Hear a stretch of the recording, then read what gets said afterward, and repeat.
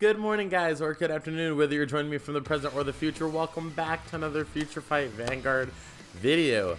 Today we're going to be starting the FutureFight series for the new V-EB07, the Heroic Collection, which contains Nova Grappler, Kagero, and Link Joker. So we're going to get right into that. Today we're going to be starting off with the Nova Grappler deck, which I chose to show the hero variant. That seemed to be what people are most excited for, so I'm going to go ahead and showcase the hero variant from the collection set. And yeah, be sure to like the video if you guys like it. Comment down below letting me know what you guys thought of the video. Be sure to subscribe and hit the bell button so that you don't have to miss any future content. And check out our Patreon in the description down below if you guys want to help support the channel a little further than just a like or a comment or a subscription. But with that being said, let's get right into the deck. So basically, there's not well, I was gonna say there's not much to say, but there is a lot to say. That's actually inaccurate. I'm just tired, so ignore me. But let's get right into the deck list. So I guess I will start off by saying a lot of people are gonna disagree with my route for building the deck, and this is just like how I came to the deck after like many games of playtesting. Probably about like 20 to 25 games of playtesting. This is what I arrived at, and this is what I ended up liking the best. It just deals with like its bad matchup. It's kind of built to fight its bad matchups, and then like the matchups that it doesn't have a bad matchup against, it just does what it does and it works. So against our bad matchups, that's kind of what we have to build for, because those end up being like the matchups that put us in the hole. So we try to do everything we can possible to prevent those, or to mitigate those matchups in some kind of way. So first, let's talk about our grade 3s. We run 12 grade 3s in the deck, which I know is crazy, but we have like a really good guard engine in the form of Girly Dolly, which we will discuss in later on. So basically, we can kind of run weird ratios. It's just a matter of getting to 1, 2, 3, and then we're good from there. We don't really care from there. So let's start off with Spinning Valiant, which is our new ace card in the hero deck. It's probably going to be Miwa's avatar card for those of you that watch the anime. Literally looks like a Beyblade kid. He's like letting a Beyblade go. But let's talk about its two abilities, which are pretty interesting. So the first ability says all units can only attack the Vanguard. So this is a pretty simplistic ability, but it is actually turns out to be like a really good ability. Probably one of the best things that this card has to offer, outside of its secondary ability as well. But one of the best things that it has to offer is that both players can only attack the Vanguard. I wish that it was only our opponent that can only attack the Vanguard and not us too, because it makes it so that if either one of you or your opponent checks a damage trigger during your opponent's like battle phase or your attack turn, then it makes it really hard to hit your opponent unless you've already set up columns like magic numbers ahead of time. So basically, if I'm attacking my opponent, they check a damage trigger, it gets way worse for me. But if my opponent's attacking me and I check a damage trigger, a lot of times I can just prevent them from attacking me altogether. Because a regular Accel deck, if they get a damage trigger, then the force or protect player will just go for their rear guards, their important rear guards. So with Spinning Valiant skill, they just actively can't do that. So you always want to be on this card as your Vanguard, and there's not really another option that you want to go for on Vanguard. Then let's talk about the secondary ability, which is the true finishing ability of this deck. But when it attacks, if your front row has 4 or more units until the end of the turn, it gets plus 10,000 power. Then you can counterblast 4, and when your opponent would call cards from his or her hand to guard circle, he or she must call 3 or more at the same time. So basically what this means is that your opponent, for every single attack, if they're at 5 damage and you use this ability, for every single attack that would hit your opponent, if they're going to block it from their hand, they have to block with 3 cards. So this is like a really good finishing ability. Honestly, I end up using it most of the time just to push my opponent to 5, because I don't want like my opponent, like if we can burn some cards from our opponent's hand using the ability, that's cool. But like in an Accel deck, you mostly want your opponent to be at 5 damage, and you can handle it like the rest of the game from there. So you don't really mind as much. Also, you get Accel circles, and this is also the start of when we talk about the new imaginary gift type. So this deck is Accel, so we're going to be having Accel 1 and Accel 2 to deal with. I prefer going Accel 2 in this deck just because you need the draw power. You do need the consistency of the draw, and sure, you're getting that, you know, Accel marker that is 5,000 power instead of 10,000 power, but overall I think that it plays a huge role in helping the deck function, especially since certain cards need a certain amount of hero cards on the board. So you definitely want to get your pieces like as fast as possible, have them on the board, and then do your shenanigans from there.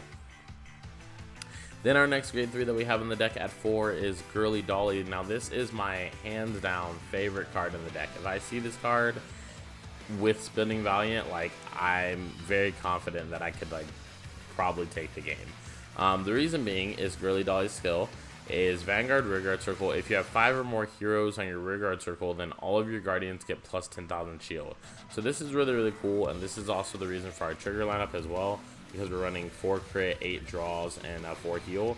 So this card actually allows us to run 4 draw, so we are able to switch up our ratios because we have more draw triggers, and then we're able to run our ratios of draw triggers and our ratios of grade 3s because of this card's existence. So basically, if you have multiples of these on the board, it will also stack. So like, let's say that I have 2 Girly Dollies on the board and I guard with a 3 minutes, which is normally a 5k draw trigger defense. It would turn into a 25k defense, which is even higher by itself than a base level heal. So that's really, really strong. Your heals would become 40k shield, which is insane. And then your crit triggers would become 35k shield, which is also really, really good. You can also, Accel has always had that problem against other Accel decks where you don't want to use a PG to guard an attack because you'll be guarding with 2 cards from your hand basically, and you don't really want to do that, especially if they have a card that says you have to guard with 2 cards. Then you have to PG, drop another card, and drop another card after that if you want to PG using the attack with the cost of discarding a card. So what this allows is that if you have multiple Girly Dollies on the board, you can literally just play your Sentinel to the Vanguard Circle, and then you can just get away with just having that as your guard just because it'll be gaining shield from the Girly Dollies. So not all the time that you can get away with that, but a lot of the time you can, which is pretty cool in my opinion. Then we have 4 Megaton Power done. So a lot of people are going to disagree with this card being at 4 in my deck, but honestly this card is in here to fight against the Kagero and the Shadow Platinum matchup, our 2 worst matchups like ever. And so if we're able to have this card like when we're facing those matchups, like our matchup becomes better. Also when it hits the drop zone, like, so basically let's talk about the ability. So the ability is when this rested unit is put into drop zone from Rearguard Circle, or when it's retired from Rearguard Circle, you can return any hero from your drop zone to your hand. So that's really, really, really good because not only does it let you return a hero to hand, including itself if you want to just get itself back, you can get any hero you want. So any hero that you need that got blown up by your opponent or got retired or soul blasted through some way, like shape or form, or healed off, like you can just grab it. So that makes that ability like so strong. Like sure, you can't use it the same way that you would be able to in the Beast Deity deck, but you can still use it in a very, very strong way, especially because this is a hero-centric deck. Moving on, we have actually 11 grade 2s. So we have 4 Cup Bowler. Obviously, just in here because it's a hero, its ability is not that flashy. But during your turn on the Vanguard or Rearguard Circle, if we have another hero unit, this unit gets plus 5,000 power. Really helps us rush our opponent on turn 2, especially if they're playing Force. They have those 10k base cards. And so this card gains 5k, becomes 14k to get over that 10k base, which is really cool. Then we have 4 Stylish Hustler, also another new hero card coming out of this set. Really, really, really good card against our control matchups, like I was saying again. Its first skill is for that, so its first skill is Vanguard Rearguard Circle. When your other Rearguard is retired by the ability of your opponent's card, you can Soul Blast one and return one of those cards to your hand. So basically, this card is not once per turn either, so basically, unless your opponent's making you,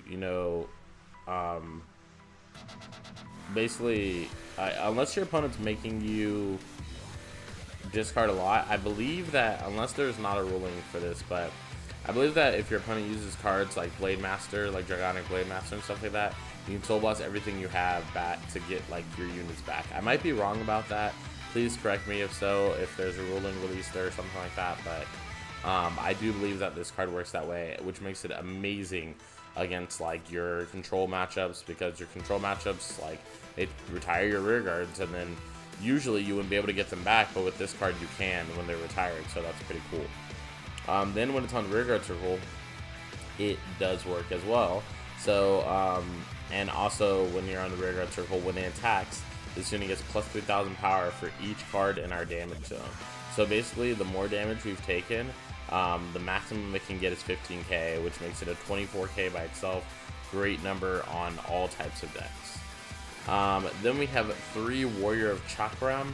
So what Warrior of Chakram does is when it's on the rear guard circle and when your Vanguard is attacked, you can Soul Blast 1 and this unit gets plus 5,000 shield for each card in our damage zone. So again, the more damage we've taken, the better. And this card can gain up to 25k shield and then intercept after that. So that's the point of it, gaining shield, in case you guys are like new to Vanguard or like wondering, or why does this card gain shield? Isn't that not useful on a, you know, defensive turn or whatever? Well, the point is to Soul Blast with this card, have it gain the shield, and then you intercept. So basically you intercept and you have that amount of shield that Warrior of Chakram gained. Moving on to our grade 1s, we run 10 grade 1s, so we run 4 Spin Kid. Spin Kid is one of our new grade 1s from the deck. It's a Spinning Valiant specific support. So it has a Vanguard skill that says, when ridden from grade 0, you can reveal a Spinning Valiant from your hand and deal 1 damage to both you and your opponent's Vanguard. So this is pretty cool because like in the early game, you can damage check like a draw trigger and draw, similar to how Gize plays in Premium. But your opponent can also check a damage trigger, which is bad for you. But then you could also check a crit and add all effects to your Vanguard when you're attacking the second time. So a multitude of things can go right or wrong. It's really just pushing the game forward, skipping steps of like taking certain amounts of damage at certain times in the game. And I'm trying to make this the most consistent way to get your opponent to 6. So moving on, we have 4 Smash Masher. So Smash Masher, what it does is it has 2 rear guard abilities. First one is when it attacks, counterblast 1, and this unit gets plus 5,000 for each face-up card in your damage zone. So this card's pretty insane. It can actually gain 25k max, and for a counterblast, so it becomes a 33k base by itself, which is super extremely good numbers against every single deck in the game.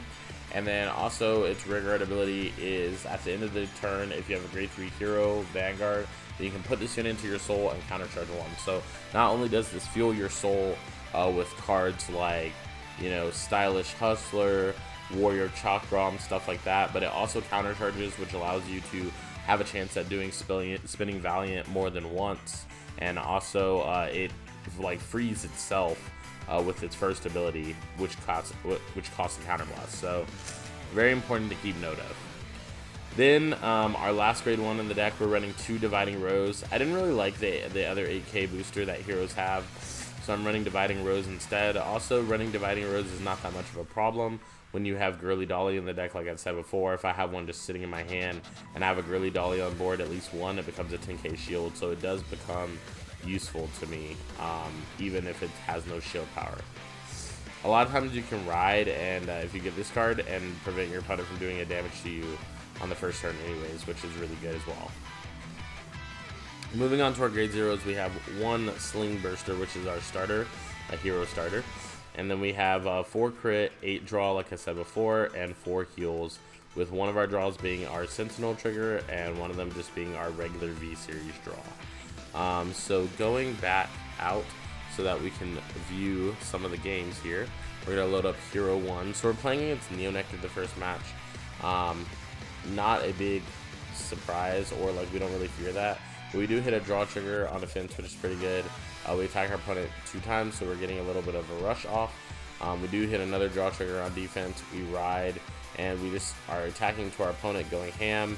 And we actually attacked into our opponent. They no guarded, and then we crit them. So just kind of like an example of like how you can really rush down your opponent, and if they don't have that great of a hand, like Neonectar is supposed to be the rush down deck, and since we went, you know, before the Neonectar player, we're able to get to 3 and explode a lot faster Even though I feel like my opponent might have been able to guard if they played that out the right way, but they no guarded Vanguard, so then they just ended up losing.